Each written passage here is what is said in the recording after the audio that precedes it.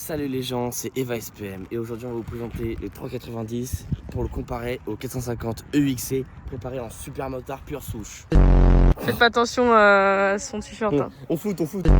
Bon, du coup, on va faire cette vidéo aujourd'hui parce que je sais qu'il y a pas mal de gens qui vont se demander qu'est-ce que ça donne par rapport à un vrai super motard, entre guillemets, donc une enduro transformée comme la mienne, du coup le 450 EXC de 2023. Donc on va faire un petit comparatif, même pour les personnes du coup qui veulent avoir un super mode qui passe le permis, savoir qu'est-ce qui est vraiment le plus intéressant sur les deux motos. Donc on va commencer tout de suite. On va commencer déjà par vous donner des infos techniques sur les deux motos, du coup au niveau statique, et après on fera des essais roulage, wheeling, stoppie, départ arrêté pour voir la puissance des deux. Pour commencer, du coup évidemment c'est les cylindrées qui sont différentes. Du coup là on est sur un 390 qui est sur presque 400 cm3. Et là on est sur un 450, donc il va avoir du coup le moteur un peu plus gros par rapport à la 390. Donc là du coup sur celle-ci, comme j'ai dit dans la précédente vidéo, on est sur 45 chevaux au moteur, et sur la mienne on est à 57. Donc celle-ci à vide on est à 154, avec le plein on est plutôt aux alentours des 160 kg, et la mienne on va être autour des 120 kg du coup avec les jantes dessus. Donc là voilà, déjà le gros point ça va être le rapport poids-puissance. La mienne du coup plus puissante et qui va être plus légère du coup que la 390. Après, pour parler de prix, pour celle-ci on va être sur un tarif de 6 749 € prix TTC sans option, mais du coup full origine comme ça. Donc là on a juste rajouté du coup le shifter, les rétros et la CRA. Et après sur la mienne, bon voilà, du coup elle est vraiment toute modifiée. Donc on a les jantes, le freinage, les suspensions. On va avoir des protections aussi qui ont été rajoutées. On a la jolie ligne du coup DB Exhaust, une déco évidemment. Là j'ai normalement la CRA aussi qui est normalement sur ma moto. On a aussi la transmission qui a été changée, des leviers, des pièces anodisées, une selle. On a le carter, on a aussi du coup une barre de stunt avec un support, des clignotants qui ont été rajoutés, c'est pas ceux d'origine. Il y a même aussi le T-de-fourche qui a été changé, même le guidon, la selle aussi elle est un peu plus confort. Enfin voilà, il y a pas mal de choses.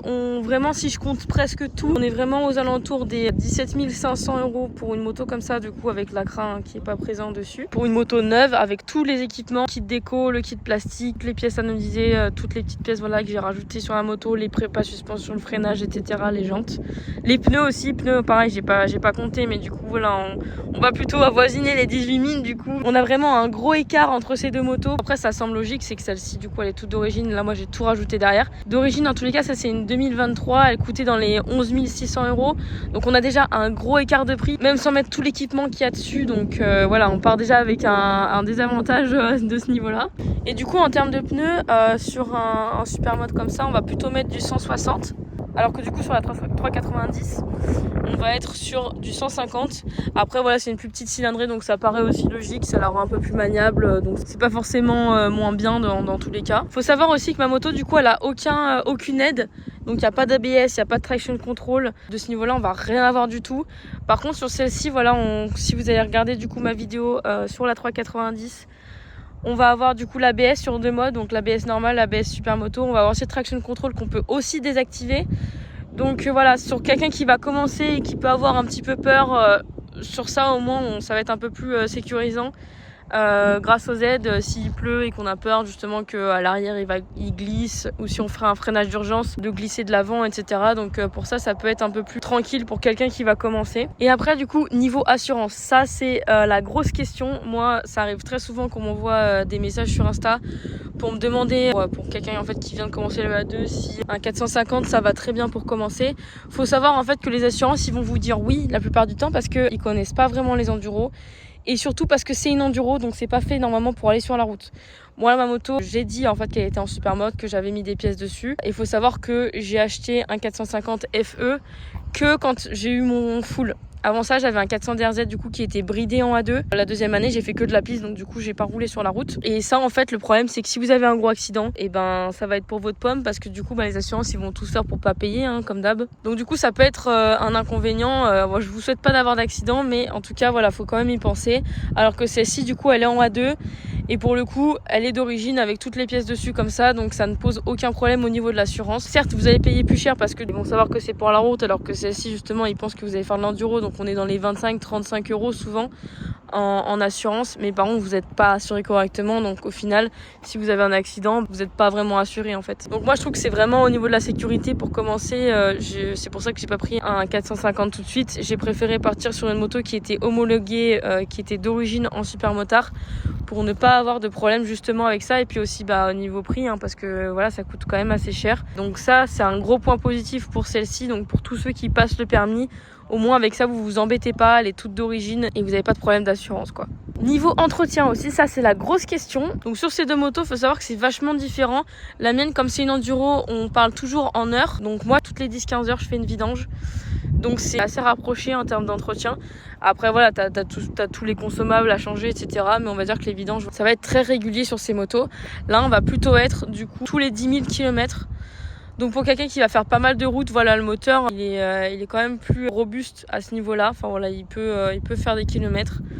Donc ça c'est assez bien. Et pour ceux qui commencent, c'est vrai que c'est top parce que du coup on a le petit hublot là pour vérifier le niveau d'huile, donc le mini et le maxi juste ici. Ça c'est cool, je sais qu'il n'y a pas sur toutes les motos, Moi j'ai vu pas mal de roadsters notamment où ils n'avaient pas, c'était vraiment par système de jauge. Quand on en tirait le bouchon en fait, donc moi je trouve que c'est quand même plus pratique, même quand on commence, au moins on n'a pas à ouvrir le bouchon, à le refermer, enfin voilà. Après j'ai aucune idée de combien coûte un entretien sur la 390 pour l'instant, mais en tout cas c'est beaucoup plus espacé. Il faut savoir que du coup moi j'ai dit que je faisais toutes les 10-15 heures une vidange, et après par contre il y a le piston à prévoir toutes les 150, 170 heures. En tout cas moi j'avais fait le mien à 180, j'avais un peu attendu et il était encore un peu bon, mais voilà, faut pas trop tarder non plus. Mais voilà, ça après c'est un budget aussi, parce que là tu ouvres le moteur, etc. Donc il y a de la main d'œuvre. Les pièces ça coûte aussi un peu cher pour les pièces qui sont dans ce moteur. Ça coûte un peu cher et c'est plus régulier, donc faut savoir un peu faire de la mécanique, ou alors faut l'emmener assez souvent chez KTM quoi. Aussi, gros point positif du coup pour la 390, c'est que c'est une moto qui est homologuée de place. T'as pas de problème si tu vas emmener un pote à toi derrière. C'est fait pour, comme presque, toutes les motos en fait qu'on trouve pour la route. Alors que du coup, comme c'est une enduro de base, ici on va pas de le pied arrière, donc normalement t'es pas censé rouler avec quelqu'un derrière toi. Après au niveau de la hauteur de selle, faut que je regarde pour celle-ci parce que du coup elle est un petit peu plus basse que d'origine.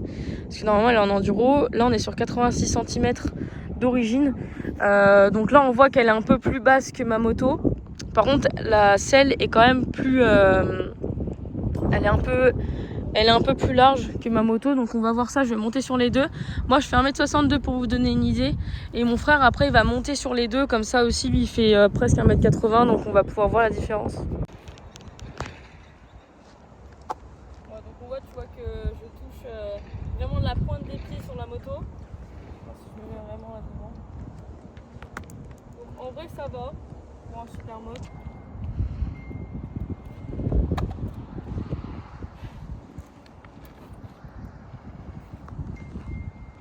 Là je touche pas les deux pieds. Donc on est quand même plus bas sur la 390. Là c'est soit un soit l'autre. Je peux pas faire les deux en même temps. Ouais, donc presque 1m80. Moi les deux pieds là-dessus, tranquille. Voilà. Même quand je suis derrière Eva, j'ai les pieds par terre, donc là. Ah même pas, non, les deux. Ouais, ok, ça change rien du tout. Ça change rien. Donc du coup le dernier point c'est le compteur. Donc bon sur ma moto c'est très minimaliste. Donc là j'ai un petit problème, c'est que mon câble de compteur ne marche plus, du coup faut que je change, donc je vais pas vous montrer. Mais en fait on voit juste la vitesse à laquelle on roule, il y a je crois l'heure. Et vraiment si on a plus d'essence, il y a le voyant réserve qui s'allume et le voyant moteur s'il y a un problème moteur. C'est vraiment tout ce qu'il y a dessus. Après il y a des petits réglages mais vraiment c'est pas grand chose quoi. Là par contre du coup on a beaucoup plus de choses qui vont être dessus. Donc déjà le petit Ready to Race il est trop stylé. Et après du coup voilà, on a le compte tour quand même, on a le rapport engagé. T'as le mode qui est enclenché ici avec l'heure et puis la vitesse à laquelle tu roules. Tu peux rentrer un peu plus dedans et t'as les modes de conduite, t'as les infos un peu sur le trajet A, le trajet B que t'as fait. Il faut aller voir l'autre vidéo pour savoir tout ça. Exactement, allez voir l'autre vidéo, ça aura plus de coups. T'as même avec une application accès à la navigation. Et après t'as les réglages, donc tu peux avoir tout ce que tu veux en favori. Tu vas avoir pour changer l'heure, la langue, donc tu peux même mettre une autre langue si tu veux. Enfin voilà, après t'as le voyant du quick shifter pour changer l'ABS, le traction control. Donc ça je vous montre, mais après c'est un peu plus expliqué dans mon autre vidéo. T'as l'ABS ici avec du coup le traction control, le quick shifter, etc. Donc là, Isaac il m'a dit un truc sympa, c'est de vous faire écouter le bruit des deux motos. Sachant qu'en plus, vraiment le truc trop bien, c'est que j'ai remis mon échappement d'origine. Du coup là on peut quand même comparer, même si bon celle-là elle a craque quand même. Ouais, mais ça ressemble. T'as la ligne aussi. Ouais mais ça change pas grand chose la ligne. Mais au moins là moi je trouve ça. Enfin ça fait un peu un bruit d'origine quand même. Du coup on va essayer. Allez Isaac, je te laisse allumer la moto.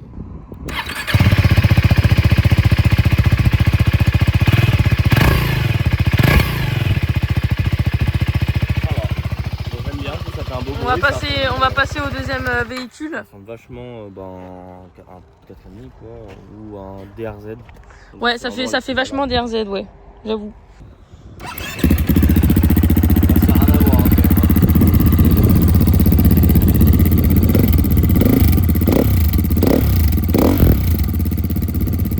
Voilà. Bon, niveau bruit, même si c'est de l'origine, j'avoue que j'ai une petite préférence pour le 450. On va dire que c'est plus des moteurs. C'est pas le même moteur, ah bah oui, c'est sûr. C'est des moteurs de compétition, ça quand même de base. Ouais. Faut dire comme ce qui est, c'est des motos de compète en fait. Que là, c'est beaucoup plus pour le rouler quoi, normalement. C'est clair. Sur la route. Donc c'est quand même pas les mêmes motos. Les deux n'ont pas de biellette aussi, hein. Sur les deux véhicules. Ouais. Bah du coup c'était sur les anciennes qui avaient les biellettes. Ce qui est cool quand même sur celle-là, c'est que tu peux vraiment régler beaucoup de choses. Je sais pas il y a combien de clics en tout tu peux faire de partout. 30 devant et 20 à l'arrière. Ouais, c'est quand même déjà pas mal. Déjà c'est rare des motos de cette cylindrée là où on peut modifier les suspensions, tu vois. Déjà souvent quand tu commences la moto, tu changes rien, enfin t'es sur une moto normale, déjà t'essayes juste de conduire, tu vois. Mais après même quand tu commences à avoir un peu d'expérience et tu te dis ah ouais c'est un peu mou, et ben voilà tu peux changer là où il y a beaucoup de motos dans les mêmes cylindrées où t'es obligé de faire une prépa suspension, donc là tu rajoutes 0 et tu peux modifier, donc franchement ça c'est un super bon point déjà. Donc, le détail aussi c'est que du coup celle-là la poignée, le poignée de gaz avec les câbles, ouais. Donc mécanique en gros, et que là du coup elle est en électrique. Moi je préfère quand même ça parce que t'es relié directement au moteur quand même, c'est plutôt sympa. Aussi du coup niveau réservoir, ça c'est assez drôle, elles ont toutes les deux 9 litres de réservoir. Donc après du coup la mienne vous voyez elle est quand même moins vers le haut le réservoir, tout simplement parce que là en fait il descend beaucoup plus vers le bas, surtout de ce côté. Alors que la 390 il est juste en haut quoi. Donc après niveau console on est en train de voir justement la mienne ça fait à peu près 150 km d'autonomie. Donc là je pense qu'on est quand même beaucoup plus. Là on a fait à peu près 100 km avec celle-ci là depuis que j'ai remis le trajet à 0. Donc on va voir jusqu'où on arrive avant d'être à la réserve. Ouais, puis c'est vraiment un moteur qui consomme pas quoi. C'est clair, ouais ça consomme pas. Comparé à ça, encore une fois, c'est pas les mêmes motos, c'est des moteurs qui consomment plus, c'est plus gros, donc c'est normal que ça boit plus en soi. Là, c'est vraiment fait pour pas consommer. Du coup, voilà, si vous voulez plus d'infos sur la 390, du coup, j'ai fait une vidéo où voilà, j'explique vraiment tout sur la moto. Je vous mettrai un petit lien juste ici, comme ça vous pourrez aller voir à la fin de cette vidéo pour avoir plus d'infos sur la moto. Bon, maintenant Isaac, est-ce que ça te dirait pas qu'on essaye ces deux motos, hein? À savoir que voilà, si jamais les gens qui nous regardent, voici la seule entrée de ce parking qui est autorisée et qui est fermée. Voilà. Donc on n'est pas sur route ouverte, il n'y a aucun problème. Isaac n'a pas le permis moto, mais il sait très bien conduire une moto. Donc voilà, là on est dans un endroit fermé, il n'est pas sur route ouverte non plus. Donc voilà, on va essayer un peu de voir ce qu'elles ont dans le ventre toutes les deux, pour vous faire un comparatif. Après, aussi, il y a un peu de la triche du côté de la 390, c'est qu'elle a le shifter. Donc si tu sais pas bien passer les rapports là-dessus, ça peut jouer. Ouais. Donc en vrai, si tu veux vraiment bien faire un test, on fera un test sans shifter et avec. Parce que tu peux l'enlever. Oui, c'est vrai. Donc si tu veux, on pourra faire un test avec. Bah après, t'as pas besoin de l'enlever, juste tu fais tu fais comme si tu passais l'embrayage. Et si tu l'as, c'est tellement mieux. Il est trop content, il prend ma moto.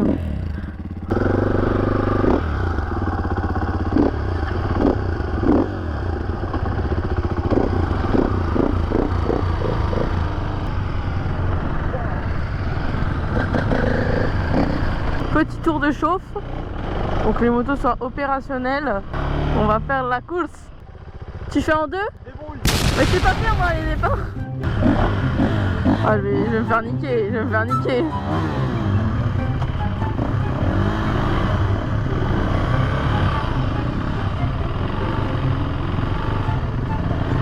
niquer les peurs.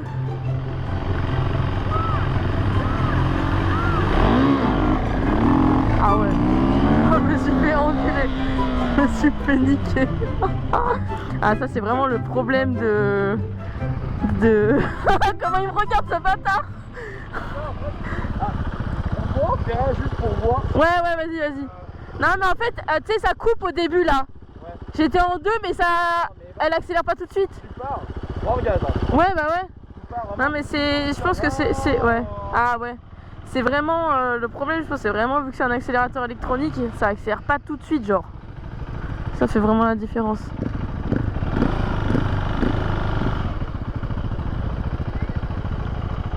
On refait.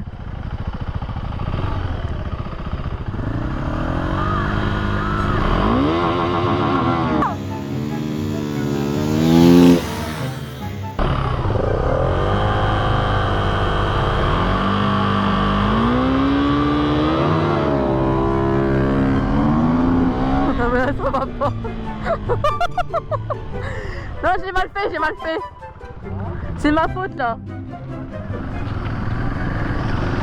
J'ai pas l'habitude. Attendez, lui il a l'habitude de faire des départs arrêtés, pas moi. Ouais, je vais partir avant. C'est de la triche. Et après 2 secondes plus tard, tu passes. Non, on va pas mentir, je vais en refaire un et après on va échanger de moto pour voir si parce que lui il a l'habitude de faire des départs. Pas trop moi donc vas-y, te la pète bien, t'as raison.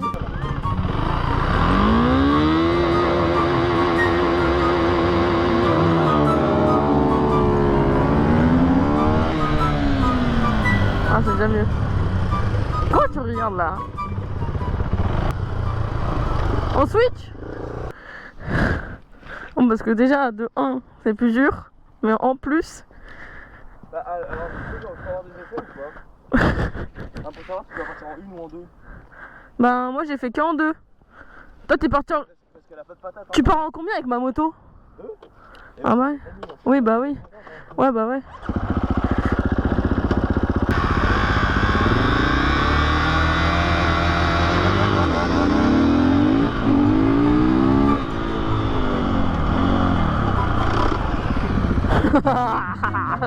J'ai gagné. Ouais bon ok. Elle nique tout cette moto, elle nique tout.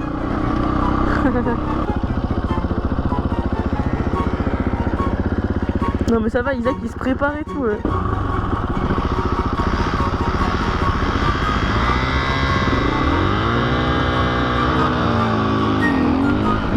Non mais vas-y, c'est de la zeub. J'arrive pas à faire des départs. Je sais pas faire.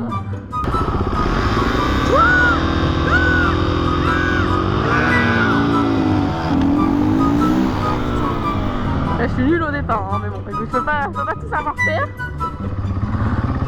C'est pas grave. Aucun commentaire, Isaac.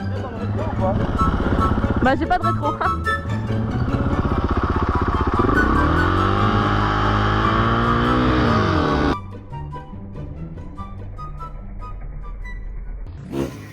Bon, du coup j'ai demandé à un professionnel de me faire des stoppies et des wheelings pour voir la différence entre les deux motos.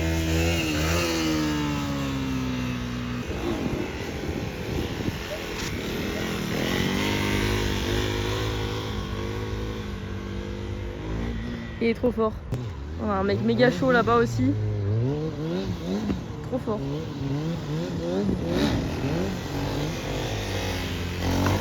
Du coup avant elle a essayé en 1, là c'est en 2. Moi j'ai essayé en 2 aussi et franchement ça va pas mal.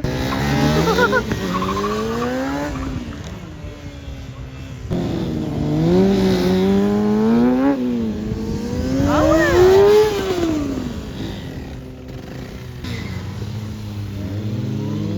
Wow. Bon du coup maintenant on passe au test de ma moto. Pour voir un peu la différence de comportement.